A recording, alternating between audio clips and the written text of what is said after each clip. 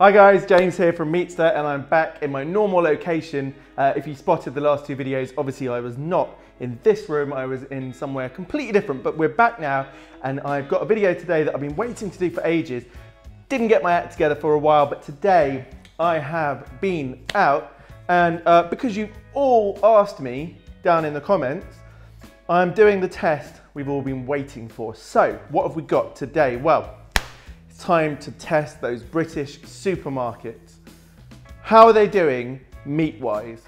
I am going to test all of the steaks. I'm going to eat so much supermarket steak, and I'll be honest with you, I have not eaten supermarket steak for years. Now, when I moved into this house 5 years ago, literally the same month, the butcher that I go to all the time, which is a 2-minute walk round the corner, opened up, and he has a meat aging cabinet. He sources rare breed beef, and frankly, I haven't felt the need to go back to the supermarket for beef or really any other meat.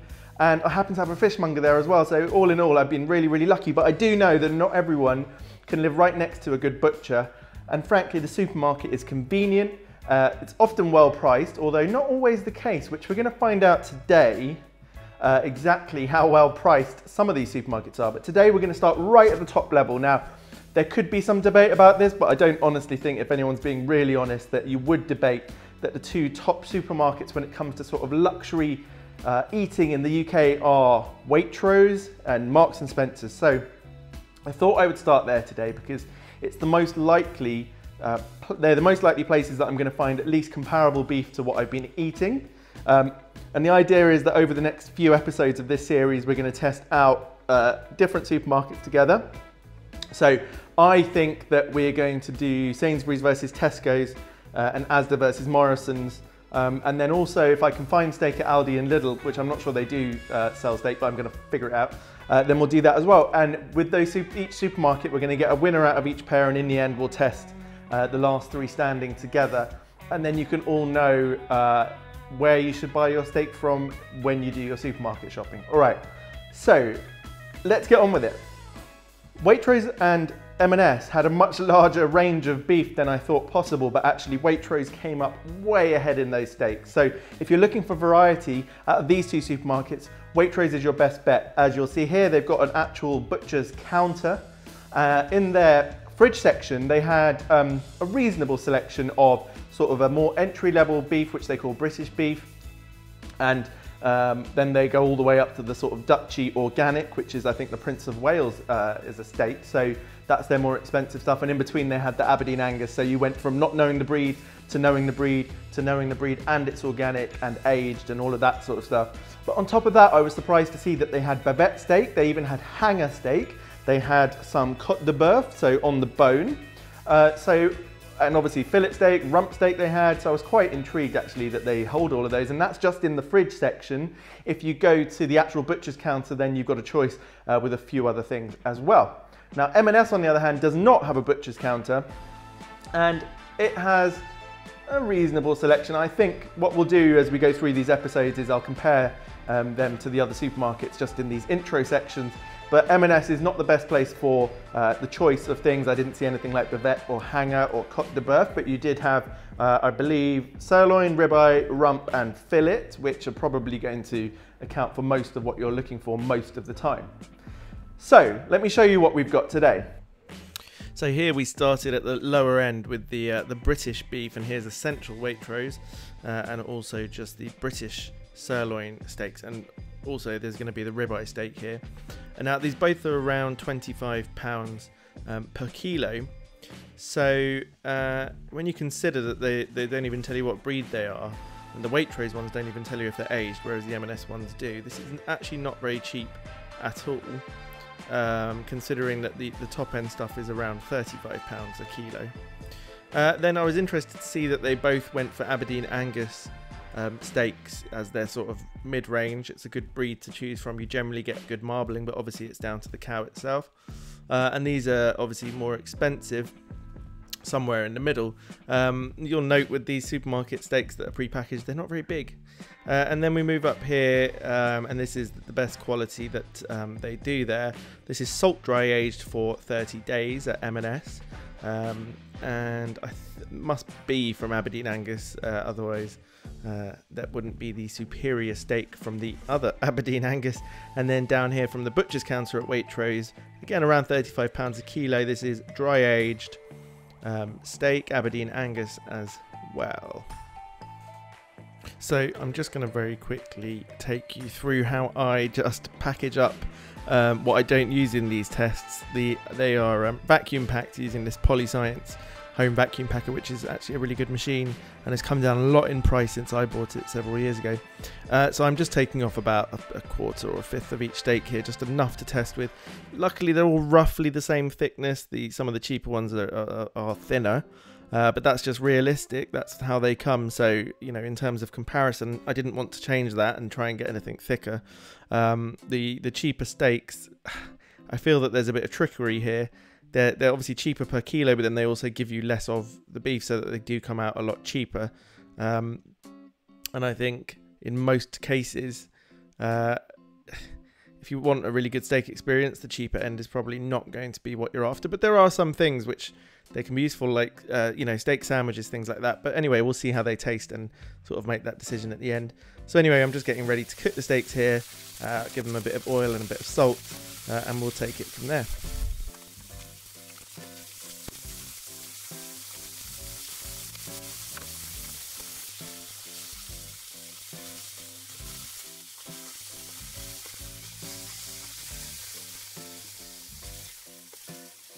And let's just point out that the ones on this row, the 5, are Waitrose, and the 6 down here are Marks and Spencer's. So if I go along the Waitrose, the first 2 are their most premium steaks, the 32-day dry-aged rib and sirloin. Then we've got an Aberdeen Angus sirloin. It doesn't tell you if it's been aged or not. Then we've got just British beef rib. Again, doesn't tell you whether it's been aged. And we finish here with their essentials, so their cheapest sirloin. Again, you have no idea what breed or what age. And going along the M&S road, we have the 2 most aged. So it's the rib here, the sirloin here. They say they're salt dry aged for 30 days, I believe. Then we've got an Aberdeen Angus sirloin and an Aberdeen Angus rib. They're both 28-day dry aged. So if we compare them to the Aberdeen Angus sirloin here, which we don't know the age of, then we've got British beef, so we don't know the breed of rib and sirloin, but they're 21-day aged, and we're comparing that again to British beef here and the Essentials British beef sirloin here. So we have fair comparisons in most cases, but we're here to find out which supermarket is best for your beef, and this is what they offer, so there's not much we can do about that. Right, I'm going to work up from the cheaper end. So this is your Essentials sirloin. Okay, so it does have a nice beefy smell. It's not very complex, but on the other hand, it's not overly irony. There's a little bit of that iron, unaged smell to it. So, well,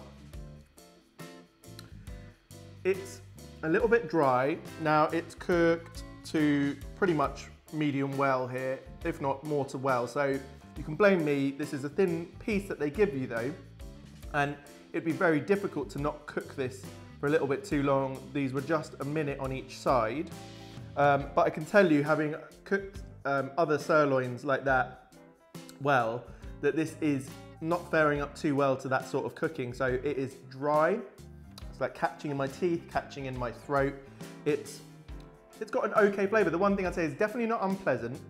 And if you had a load of friends over that you were doing like steak sandwiches, cook it medium, and actually no one will really know. Quite tough, lacking in a bit of flavour. There's no complexity whatsoever.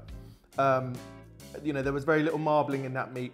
So all I can say is that it's okay. It's a 5 out of 10 as far as I'm concerned. Yeah, getting caught in my throat. So let's compare that to the British beef from M&S. This is also sirloin, and luckily it's cooked exactly the same way. They're both very thin pieces that they give you, and so it's difficult not to overcook them. So this one smells pretty similar. The texture is almost identical, but there's a little bit more flavour here. Now it does say that this is aged a little bit, so 21 days, and we know from previous tests that anything over 14 days is going to start to give you something at least. There's a tiny hint of sweetness here, and oh look, it's a little bit pinker here. Let's taste that. Yeah,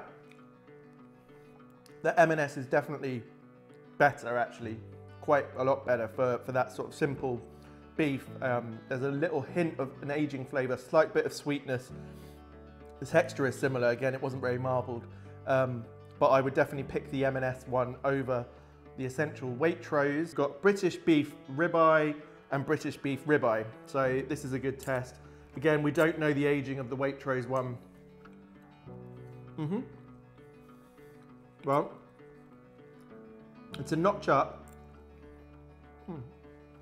It's actually quite flavoursome. So it's definitely stood up to being overcooked much better. It's ribeye, so it's fattier. Again, not massively marbled for a ribeye. We don't know how long it's been aged, and this is one where we don't know the breed, but actually, considering the punishment I've given it, it's not fared too badly. There is flavour, there is nice beefy flavour, and a bit extra, if you see what I mean. It's not just a very simple flavour, so that's not bad. Let's give this one a go. Okay, that's interesting. Again, where the Waitrose was okay, this is a bit better than okay. Similar flavour this time. If anything, the Waitrose flavour might actually, let me just give it one last go. The Waitrose flavour is better. The Marks & Spencer's texture is better, but the M&S one was a bit thicker, cooked for the same amount of time. It's still a tiny bit pink in the middle, so clearly it's a bit unfair to compare. But again, these are the thicknesses that they sell them to you in, so it's very difficult to say that if the Waitrose one were thicker, you could get that, because you can't get it thicker. That's how they give it. So I would say that they're equal. The Waitrose one tastes a bit more complex. This one is easier to cook without overcooking it, and it's a little bit juicier for that reason. Okay, we're now into the middle here. So finally we've got some breeds. We've got Aberdeen Angus Sirloin and Waitrose, and from M&S we were able to get both rib and sirloin. So this is our rib, this is our sirloin. So we're going to compare those two first. So again, we'll go for Waitrose. This is cooked medium well. There's not a lot going for that, I've got to be honest. Very little flavour, very little interest in terms of texture. That was the Waitrose one. They're cooked identically, which is lucky. Let's taste the M&S sirloin. Interestingly, it's almost identical. No. Not enjoying those at all. They're both subpar. That's both the Aberdeen Angus that you pay more than the non-breed ones to get. Not impressed in the slightest, but let's try the M&S Aberdeen Angus ribeye.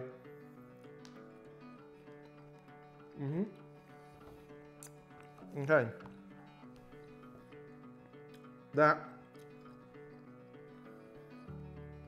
That's definitely a bit better. Ribeye is always going to stand up better to being overcooked a little bit. I tried my best not to overcook them, but they're so thin that even just a minute on each side has made it medium well to well. The ribeyes have stood up well to that. They can take more punishment, and they're still quite juicy. Comparing the...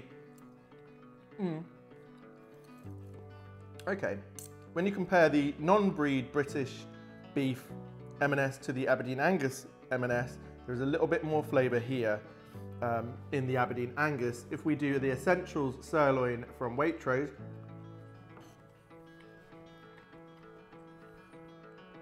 with the Aberdeen Angus Sirloin, then we see a difference. Working your way from here to here, the textures are very, very similar, and it's certainly not a huge improvement. If this was a 5 out of 10, this Aberdeen Angus is a 6.5 out of 10. And again, there's just a very small increment up to here. Right, let's move on up to the dry aged on both accounts. So let's go for the dry aged sirloin from Waitrose. Now, before I had a butcher look close to me, this was one of my go-to steaks. Again, it's cooked medium to medium well on this account. Smells a little bit more beefy. Okay, that's definitely got something more to it. Let's try. This one looks bouncier.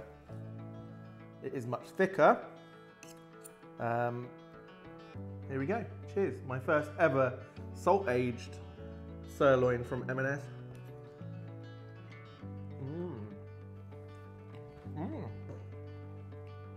I'm actually quite impressed with that. So this costs the same as what my butcher steak costs. So that's quite nice. Okay, let's come back to that in a second and discuss that. Let's go here to the rib. Dry aged Aberdeen Angus rib, 32 days. Sirloin from Waitrose. For a rib, it's not hugely flavoursome. Oh, one of the cats is up here, I'm sorry. Derek, off you go, buddy, come on. Come on, off. Okay. It's got some nice sort of oiliness, fattiness from the beef. Doesn't have a huge amount of flavour, and the texture, considering this is actually cooked pretty much perfectly at medium, is not too great. So that's slightly disappointing. And here we've got the aged ribeye from M&S.